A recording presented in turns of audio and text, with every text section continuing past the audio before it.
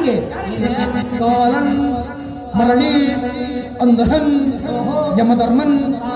எவனுக்கு பல நாமங்கள் இருக்கு. ஏன்னா இந்த எம்பெருமான் இட்ட கட்டளைப்படி 14 உலகில் உள்ள உயிர்கள் அனைத்துக்கும் அவன்தான் அதிபதி. காலம் தவற மாட்டான். காலன் என்று பேர் இருக்கு.